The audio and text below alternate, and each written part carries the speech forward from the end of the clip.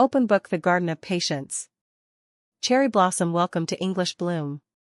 In today's story, we invite you to slow down, breathe deeply, and step into a world where silence speaks louder than noise, and healing grows one quiet moment at a time. This is The Garden of Patience, a gentle, reflective story about burnout, rest, and rediscovering life through the simple beauty of a garden. Whether you're listening with a cup of tea, on a walk, or simply winding down from your day, thank you for choosing to spend your time with us. Let the story unfold slowly, just like nature intended.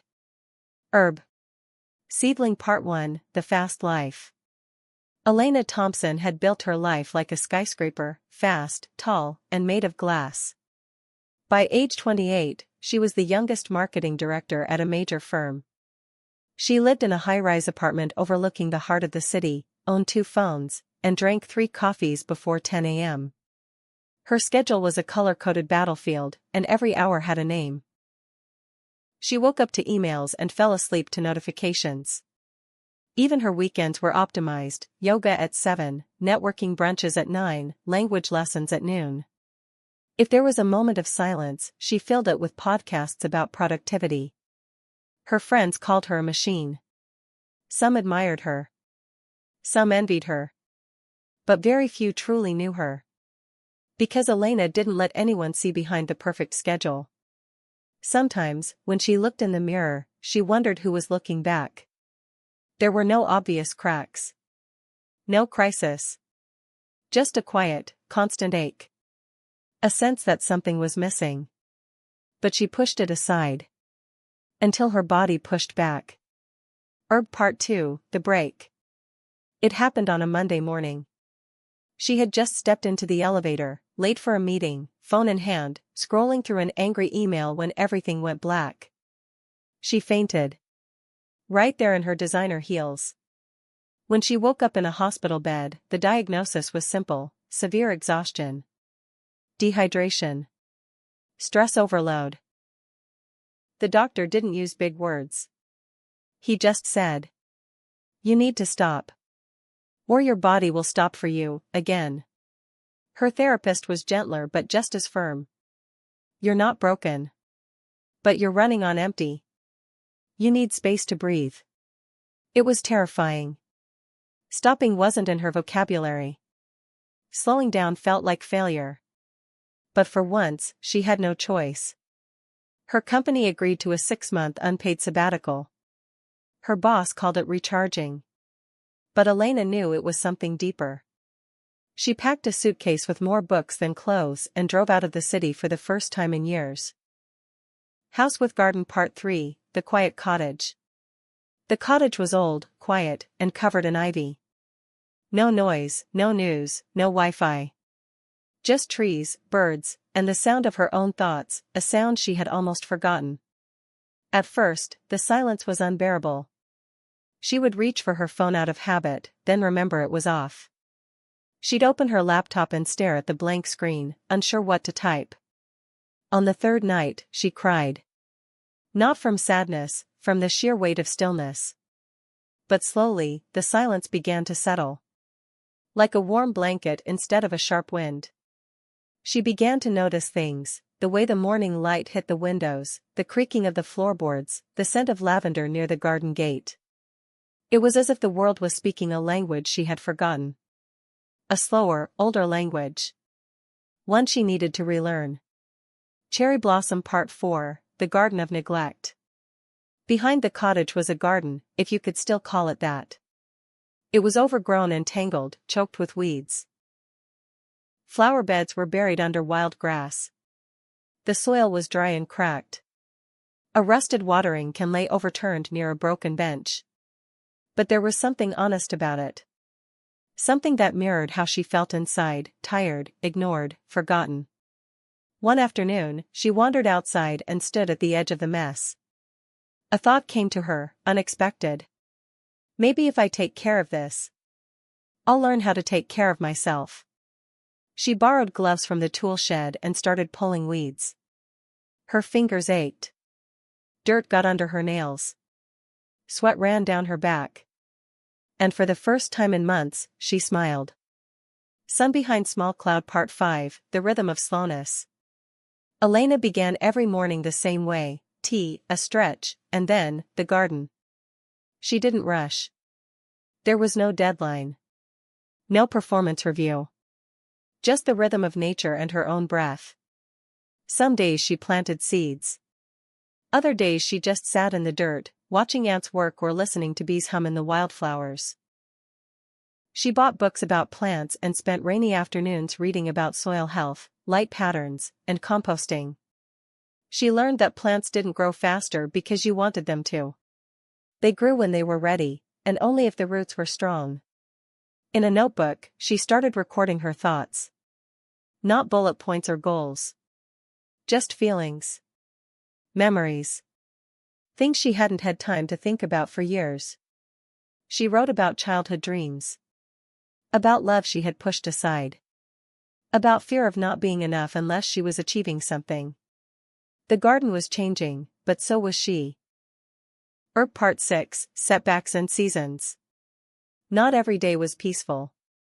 Some mornings, storms had knocked over young sprouts. Slugs had eaten her lettuce.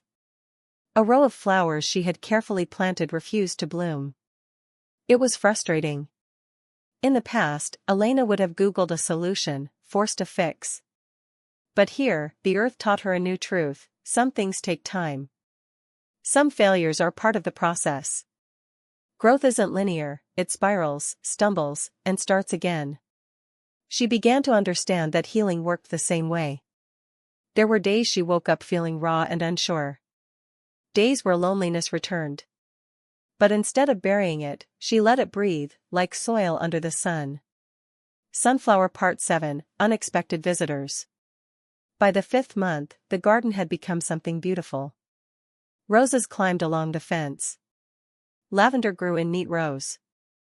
Bees danced from flower to flower. Even the birds had returned. One morning, a little boy wandered in through the open gate. He had been riding his bike nearby and saw the flowers. "Is this a park?" he asked. Elena laughed. "No. Just my backyard." More neighbors started visiting. An elderly couple who lived down the road brought her a basket of homegrown tomatoes. A young woman asked for help starting her own garden. Elena began hosting tea mornings, informal gatherings on the bench under the fig tree. No agenda. No business cards. Just people. Talking. Being. And she realized something powerful. The more I slowed down, the more life came in. Dove Part 8, Returning Changed. When her 6 months were over, Elena packed her bag slowly. She didn't want to leave.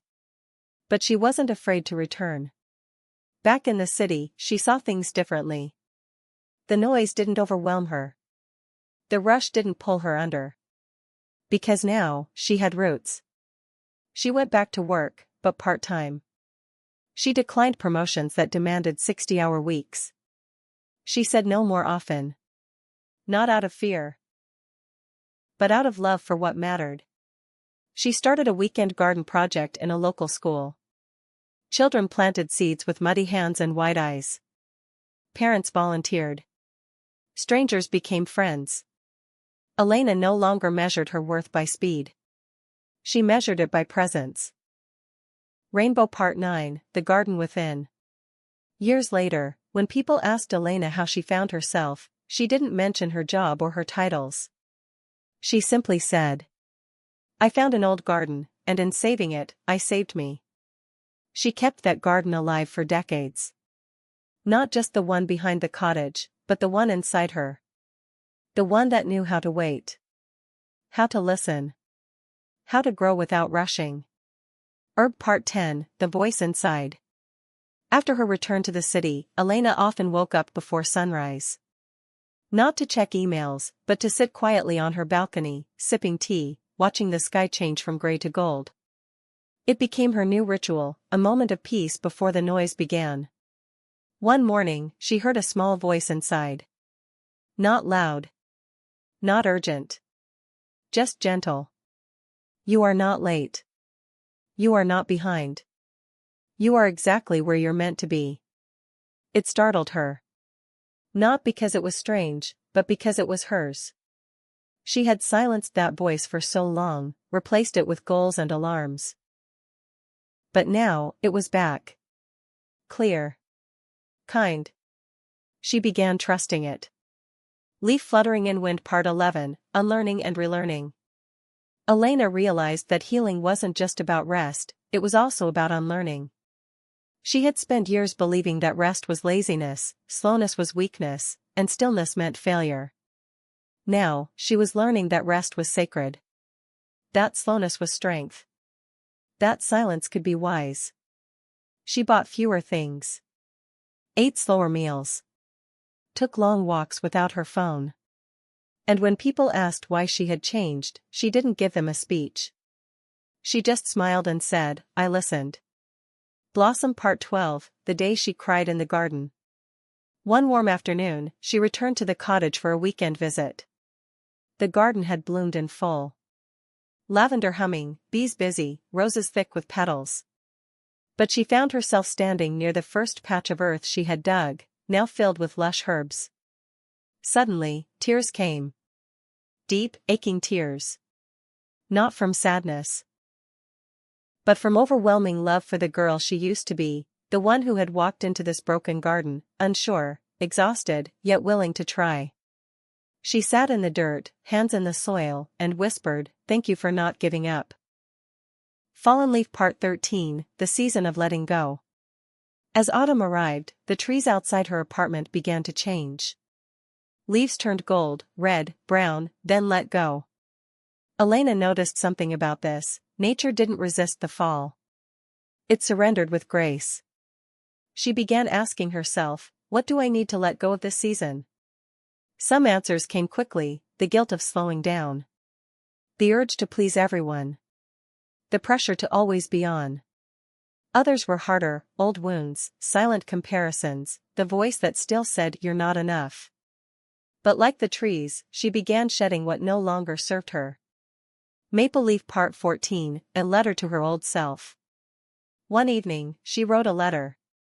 Not to a friend or partner, but to her former self. Dear Elena. I know you tried so hard to be perfect. You thought success would keep you safe. But all you really needed was permission to breathe. You're not behind. You're not broken. You're just human. And that's enough. Thank you for surviving. Thank you for choosing rest. Thank you for growing a garden inside of me. She folded the letter and placed it between the pages of her journal. It felt like closing a chapter, gently. Sheaf of Rice Part 15, Passing It On. Elena began hosting a monthly gathering called Stillness Circle. No phones. No presentations. Just people, sitting together in a quiet room, sharing tea and thoughts. Some cried. Some laughed. Some sat in silence. All left lighter. She realized, healing wasn't just personal. It was communal. Her story gave others permission to slow down too. Her old ambition returned, but it had changed shape. It wasn't about climbing. It was about connecting. Glowing Star Part 16, A Dream Deferred. When she was 19, Elena had dreamed of writing a book, but she buried it under deadlines and self-doubt.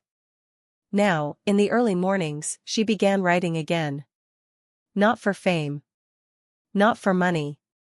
But because the words inside her had finally found soil. She called it, The Garden of Patience. Each chapter was a seed, stories of failure, recovery, rediscovery. Gentle lessons wrapped in dirt and petals. Deciduous Tree Part 17, Storm and Growth. That winter, Elena faced another challenge. A close friend fell ill. She found herself visiting hospitals again. Sitting in waiting rooms. Feeling helpless. But this time, she didn't collapse. She knew how to be present. How to breathe. How to offer space without trying to fix everything. Pain didn't disappear, but she didn't run from it. She understood now, storms are part of growth. They water the roots we cannot see. Blossom Part 18, The Garden Within Others. She visited a women's shelter and offered to build a small herb garden there. At first, the women were hesitant. They had seen so much brokenness, a plant seemed small. But slowly, they came. They planted mint and thyme. They laughed at worms.